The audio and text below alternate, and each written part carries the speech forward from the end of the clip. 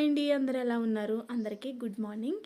ఈరోజు ఇంట్లో బెండకాయ పులుసు చేస్తున్నాను. అసలు బెండకాయ పులుసు నాకు చాలా ఇష్టం అనమాట. ఒక్కొక్కసారి మంచిగా కుదురుతుంది, ఒక్కొక్కసారి మంచిగా కుదరదు. ఈ విధంగా ట్రై చేయండి, ఒకసారి టేస్ట్ చాలా బాగుంటుంది. ఒక బాండీ పెట్టుకొని బాండీ వేడైన తర్వాత ఆయిల్ యాడ్ చేసుకోవాలి.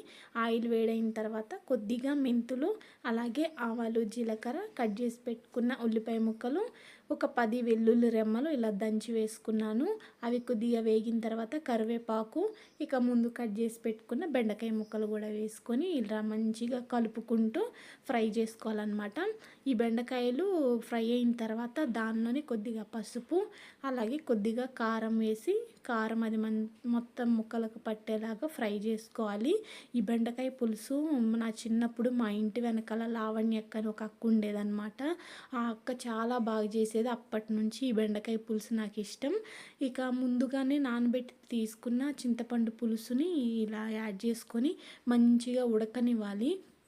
దానిలోని కొద్దిగా వాటర్ కూడా యాడ్ చేసుకున్నాను. ఇంకా ముక్కలు ఉడికేటప్పుడే కొద్దిగా ఉప్పు కూడా యాడ్ చేసుకొని అంతే మూత పెట్టుకొని మగ్గనీయడమే. అసలు చాలా టేస్టీగా వేడి వేడి అన్నంలో ఈ బెండకాయ పులుసు వేసుకొని తింటే అదిరిపోయింది. ఇష్టం ఉన్న వాళ్ళు బెల్లం వేసుకోండి, లేకపోతే అవసరం లేదు. బాయ్.